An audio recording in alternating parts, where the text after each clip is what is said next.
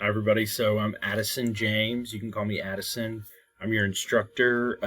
For the most part, this video is for all my spring 2023 courses. So starting in January the 9th, I believe, on Monday, classes start. So I'm making this introductory video to let everybody know who I am. And you are either taking my English 102 course, and you're taking that's the college writing, or you're in an education course. Possibly you're in EDU 140 or you're in the EDP 202. In any event, I'm using this video for all my classes. And so I want to introduce myself by talking about some things that I'm interested in. Currently, right now, it's kind of a weird topic, but I'm just going to kind of share some of that. But I wanted to show you this is my YouTube channel. And about me, I like to make videos, and I use these videos and put them up about education for school. And then I'm also the professional development chair at HCC, which means some of these videos I put on there are geared towards faculty or staff, like helping them to do some training on technology or different things that we use. So that's my YouTube channel. Probably don't want to look at, I got 50 subscribers. It's not too bad. Views, 12 in the last 28 days. It's not good. Not good. Anyway, we won't look at the analytics anymore. But so I wanted to show you first that I live in Muhlenberg County, and I live near Lake Malone. I drive about 45 minutes or so, or maybe an hour sometimes, to HCC to work, and an hour home, 45 minutes home. So I listen to a lot of audiobooks. And now I just finished listening to this one, The Sacred Mushroom and the Cross, a study of the nature and origins of Christianity within the fertility cults of the ancient Near East. But before this was the first book I listened to that kind of got me in this mindset or this research mode. And for the students in English 102, this is kind of connected to your research project in academic writing here. But I listened to the book, The Road to Eleusis, Unveiling the Secret of the Mysteries. That was also had some similarities to this novel that was for the big read I'd read previously called Circe.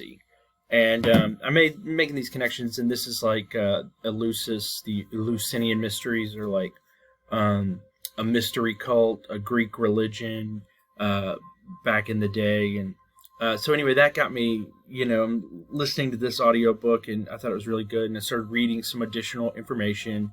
Then that took me to this book. Now, in this book, just to tell you what's being asserted there, and this individual's approach, is that this mystery cult, they worship Dionysus and Demeter, these Greek gods and goddesses, and then they had this, like, every year people would go and do this pilgrimage to, like, go to the event or whatever. But basically it was like they were taking what's called ergot, or this fungus on wheat or rye plants, the long grains and grasses. And they took this ergot of wheat or ergot of rye, and it was like a hallucinogenic compound, and so they had, or alkaloid, and so they had these hallucinogenic experiences, and they were drinking this herbal wine that, anyway, long story short, it's obviously that's controversial, and they have done like microspectrometry, these tests on like vessels or earthen clay jars that they found at the site of Pompeii, which is the destruction from Mount Vesuvius is around the same time as these Greek mystery cults are going about. Anyway, one of the micro analysis of the residue and stuff, and even actually in one of the pots, like, everything is preserved. The plant matter is still preserved. They found opium, marijuana, just various herbs that could be hallucinogenic in the wine vats. Like, they were making this herbal wine that was hallucinogenic and part of their religious worship. Anyway, that got me to this. Now, this one's a little more out there. It's like interesting when you Google this dude, the author or whatever. Everybody's like super controversial. He like is saying that Christianity is on this like mushroom cult, basically, that would eat the Amanita muscaria mushroom, which is like a super common like toadstool mushroom.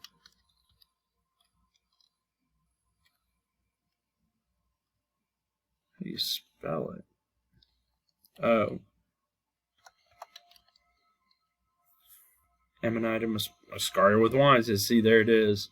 But this is the Amanita muscaria. It's like super common. You've seen that toadstool thing everywhere. So it's like a hallucinogenic, poisonous, psychotropic mushroom. And there's a lot of people that, well, I mean, this guy started the movement or whatever of people saying that mushroom was associated with Christianity and with these other groups. So anyway, his is based on his understanding of the ancient Sumerian language, where this guy's is based on like data and analysis and science. It's much more like getting to the bottom of what happened long ago, and we'll use science. This guy's like, we'll use language, and we'll look at the language roots of ancient Sumerian. I'll put this on here. Sumerian, it's like the oldest language that we have that's been written down, and we can actually see a written version of it, like a cuneiform, one of the oldest attested languages dating back at least 3000 BC. So this guy's taking Sumerian, and if you don't know about the Bible, and its original language is originally in Hebrew, which is a Semitic language, and then that's the Old Testament. New Testament is in Greek. There is some Aramaic in there, but mostly Greek and Hebrew. And Greek, the Semitic language, can be traced back to this Sumerian and has some similarities and stuff. In any event, the other thing, so if I'm introducing myself and showing you like these are the things I'm listening to and reading, I guess the topic there, commonality, would be hallucinogens and religion. And there's like a lot of information, and this is something that I've come to be interested in from actually reading a lot of my student papers, and reading papers about hallucinogens being used as a microdose or being used as a like a prescription, a medicine against PTSD or some other things that people have going on. So I kind of got down that rabbit hole of like, what is this idea of hallucinogens being therapeutic? And then that got me kind of to this hallucinogens and religion, because I start seeing that, hey, there's this connection back there. And then look right here, it's from April of 21. Jews, Christians, and Muslims are reclaiming ancient psychedelic practices. Many religions have expressed positions on what is acceptable consumerism and spiritual pleasure or medicinal purpose. This is like religions that are against it.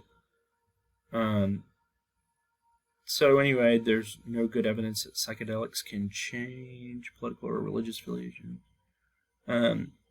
There's a lot of information and some current information on these psychedelics and ethnogens and Christianity. See all this interesting stuff to me. In any event, there you go. It's like an 8-minute intro video. Not super short.